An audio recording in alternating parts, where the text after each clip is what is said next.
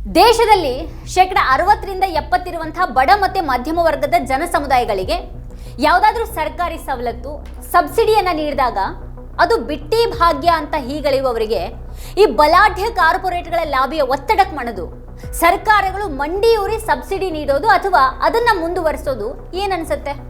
ಭಾರತ ಸರ್ಕಾರವು ದೇಶದ ಒಳಗೆ ಉತ್ಪಾದನೆ ಹೆಚ್ಚಳ ಹಾಗೆ ಉದ್ಯೋಗ ಸೃಷ್ಟಿಯ ಉದ್ದೇಶದಿಂದಾಗಿ ಆರಂಭ ಮಾಡಿದಂತಹ ಉತ್ಪಾದನೆ ಆಧಾರಿತ ಪ್ರೋತ್ಸಾಹಧನ ಅಂದ್ರೆ PLI ಯೋಜನೆಯ ಕುರಿತು ರಿಸರ್ವ್ ಬ್ಯಾಂಕ್ನ ಮಾಜಿ ಗವರ್ನರ್ ರಘುರಾಮ್ ರಾಜನ್ ಅವರು 2023ರಲ್ಲಿ ಒಂದು ಹೇಳಿಕೆಯನ್ನ ನೀಡಿದ್ರು.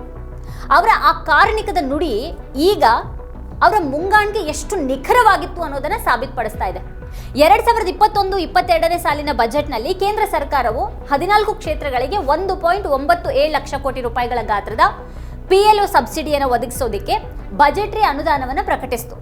ಈ ಯೋಜನೆಯಡಿ ಭಾರತದಲ್ಲಿ ಉತ್ಪಾದನೆ ಆದಂತಹ ಸರಕುಗಳಿಗೆ 4% 6% ಪ್ರೋತ್ಸಾಹಧನ ಸಿಗುತ್ತೆ. ಈ ಯೋಜನೆಯ ಸ್ವರೂಪದ ಬಗ್ಗೆ 2023ರಲ್ಲಿ ಟೀಕೆ ಮಾಡಿದಂತಹ ರಘುರಾಮ್ ರಾಜನ್ ಅವರು ಮೊಬೈಲ್ ಫೋನಿನ ಪ್ರಮುಖ ಬಿಡಿಭಾಗಗಳಾದಂತಹ PCBA, display, camera, battery, semiconductor ಇವು ಯಾವುವು ಕೂಡ ಭಾರತದಲ್ಲಿ ಉತ್ಪಾದನೆ ಆಗೋದಿಲ್ಲ. ಇಲ್ಲಿ ಏನಿದ್ರು ಅವುಗಳ ಅಸೆಂಬ್ಲಿ, ಫಿನಿಶಿಂಗ್, ಟೆಸ್ಟಿಂಗ್ ನಡೆಯುತ್ತೆ. ಅಂದ್ರೆ ಅಂತಿಮವಾಗಿ ಒಂದು ಮೊಬೈಲ್ ಫೋನಿನ ಉತ್ಪಾದನಾ ವೆಚ್ಚದ ಮೇಲೆ ಇಲ್ಲಿ ನೀಡುವಂತಹ ವ್ಯಾಲ್ಯೂ ಎಡಿಷನ್ ಕೇವಲ 4% ಮಾತ್ರನೇ. ಅದಕ್ಕೆ 4% 6% ಸಬ್ಸಿಡಿಯನ್ನ ಸರ್ಕಾರನೇ ನೀಡೋದಿದ್ರೆ ಯಾರು ತಾನೇ ಬೇಡ ಅಂತ ಹೇಳ್ತಾರೆ? ಅವು ಆರಂಭದಲ್ಲಿ ಸ್ವಲ್ಪ ಉದ್ಯೋಗವನ್ನು ಸೃಷ್ಟಿ ಮಾಡಬಹುದಾದ್ರೂ ಕೂಡ ಕೌಶಲ್ಯ ವೃದ್ಧಿ ಮಾಡೋದಿಲ್ಲ. ಅಂತಿಮವಾಗಿ 5 ವರ್ಷ ಮುಗಿಯೋ ಹೊತ್ತಿಗೆ ಅಕಸ್ಮಾತ್ PLI ನಿಲ್ಲಿಸ್ಬಿಟ್ರೆ ಈ ಕಂಪನಿಗಳು ಇಲ್ಲಿನೇ ಮುಂದುವರಿಯುವಂಥ ಗ್ಯಾರಂಟಿ ಕೂಡ ಇಲ್ಲ.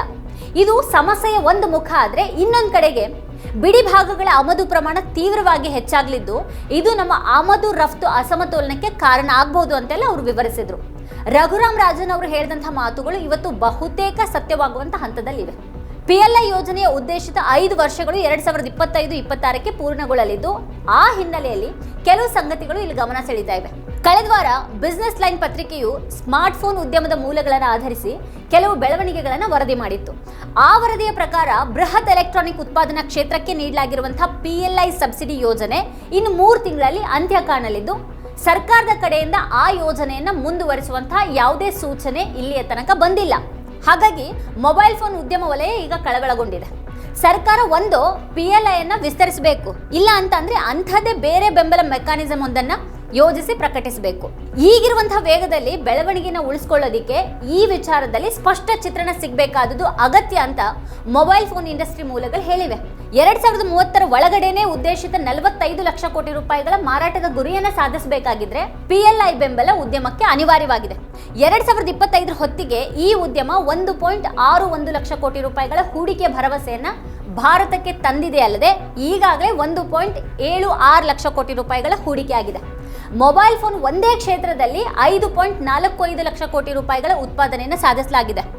ಫಾಕ್ಸ್ಕಾನ್, ಪೆಗಾಟ್ರನ್ ನಂತಹ ಪ್ರಮುಖ ಆಪಲ್ ಫೋನ್ ಬಿಡಿಭಾಗಗಳ ಸರಬರಾಜುದಾರರು ಭಾರತದಲ್ಲಿ ಅಂಗಡಿಯನ್ನು ತೆರೆದಿದ್ದಾರೆ.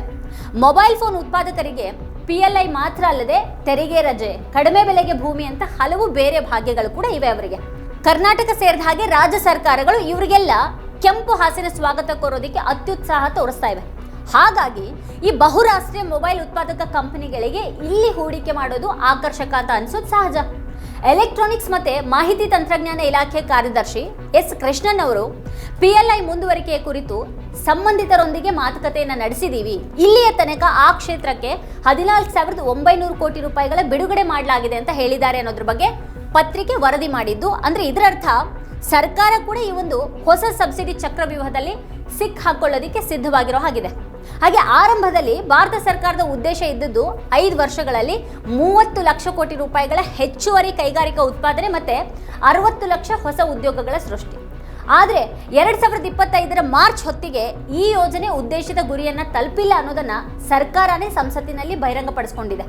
ಉತ್ಪಾದನೆಯಲ್ಲಿ 16.5 ಲಕ್ಷ ಕೋಟಿ ರೂಪಾಯಿಗಳ ಹೆಚ್ಚಳ ಆಗಿದ್ರೆ ನೇರ ಮತ್ತೆ ಪರೋಕ್ಷ ಒಟ್ಟು ಸೇರಿ 12 ಲಕ್ಷ ಉದ್ಯೋಗಗಳ ಸೃಷ್ಟಿಯಾಗಿವೆ.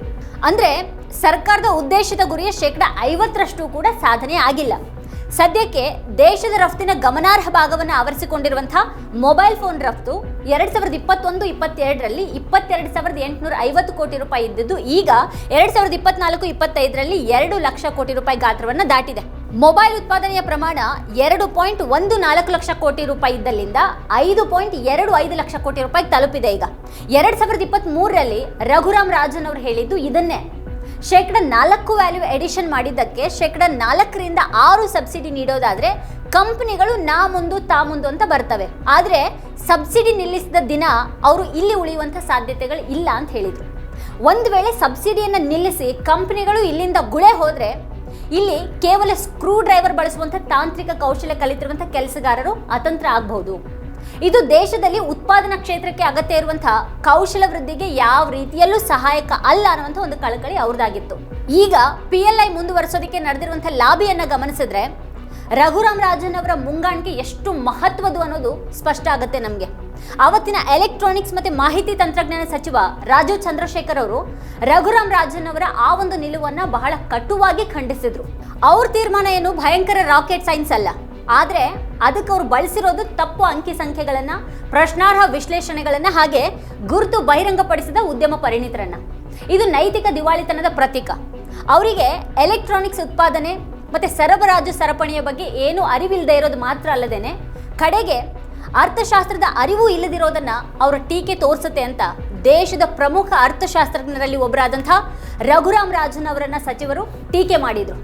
ಈ ಹಿನ್ನೆಲೆಯಲ್ಲಿ ಸರ್ಕಾರ ಈಗ ಮೊಬೈಲ್ ಉತ್ಪಾದಕರ ಲಾಬಿಗೆ ಮಣಿದು ಅವರಿಗೆ ಮತ್ತಷ್ಟು PLI ಸಬ್ಸಿಡಿಗಳನ್ನು ನೀಡುತ್ತೋ ಅಥವಾ ನೈಜ ಉತ್ಪಾದನಾ ಕ್ಷೇತ್ರಗಳತ್ತ ಗಮನ ಹರಿಸಿ ನಿಜಕ್ಕೂ ಆತ್ಮನಿರ್ಭರ ಆಗಲಿದೆಯೋ ಅನ್ನೋದನ್ನ ಕಾದು ನೋಡಬೇಕಾಗಿದೆ. ದೇಶದಲ್ಲಿ ಶೇಕಡ 60ರಿಂದ 70 ಇರುವಂಥ ಬಡ ಮತ್ತು ಮಧ್ಯಮ ವರ್ಗದ ಜನ ಸಮುದಾಯಗಳಿಗೆ ಯಾವುದಾದ್ರೂ ಸರ್ಕಾರಿ ಸವಲತ್ತು ಮತ್ತು ಸಬ್ಸಿಡಿಯನ್ನು ನೀಡಿದಾಗ ಅದು ಬಿಟ್ಟಿ ಭಾಗ್ಯ ಅಂತ ಹೀಗಳೆಯುವವರಿಗೆ ಈ ರೀತಿ ಬಲಾಢ್ಯ ಕಾರ್ಪೊರೇಟ್ಗಳ ಲಾಬಿಯ ಒತ್ತಡಕ್ಕೆ ಮಣಿದು ಸರ್ಕಾರಗಳು ಮಂಡಿಯೂರಿ ಸಬ್ಸಿಡಿಯನ್ನು ನೀಡೋದು ಅಥವಾ ಮುಂದುವರಿಸೋದು ಏನನ್ಸುತ್ತೆ? ಈಗ PLI ಮುಂದುವರಿಸೋದಿದ್ರೆ ಈ ವರ್ಷದ ಬಜೆಟ್ ಸಂದರ್ಭದಲ್ಲಿ ಹಣಕಾಸು ಸಚಿವರು ಈ ಬಗ್ಗೆ ಬಜೆಟ್ರಿ ಅನುದಾನವನ್ನು ಪ್ರಕಟಿಸಬೇಕಾಗಿರುತ್ತೆ. ಬಿಟ್ಟಿ ಭಾಗ್ಯ ಅಂತ ಮೂದಲಿಸುವವರ ಪ್ರತಿಕ್ರಿಯೆ ಆಗ ಹೇಗಿರುತ್ತೆ? ವೀಕ್ಷಕರ ಕುರಿತು ನೀವೇನು ಹೇಳ್ತೀರಿ? ನಿಮ್ಗೇನು ಅನ್ಸುತ್ತೆ? ಅದನ್ನು ವಿಡಿಯೋದ ಕೆಳಗಡೆ ಕಮೆಂಟ್ ಮಾಡಿ ನಮಗೆ ತಿಳಿಸಿ. ಇದೇ ಹೊತ್ತಿನ ಸ್ಪೆಷಲ್ ನೋಡ್ತಾ ಇರಿ ವಾರ್ತಾಭಾರತಿ. ನೀವಿನ್ನೂ ವಾರ್ತಾಭಾರತಿ ಯೂಟ್ಯೂಬ್ ಚಾನಲನ್ನು ಸಬ್ಸ್ಕ್ರೈಬ್ ಮಾಡಿಲ್ಲ ಅನ್ನೋದಾದರೆ ಈ ಕೂಡಲೇ ಸಬ್ಸ್ಕ್ರೈಬ್ ಮಾಡಿ, ಹಾಗೆ ಪಕ್ಕದಲ್ಲೇ ಇರುವಂಥ ಬೆಲ್ ಐಕಾನ್ನ ಪ್ರೆಸ್ ಮಾಡಿ ನಮ್ಮನ್ನು ಪ್ರೋತ್ಸಾಹಿಸಿ.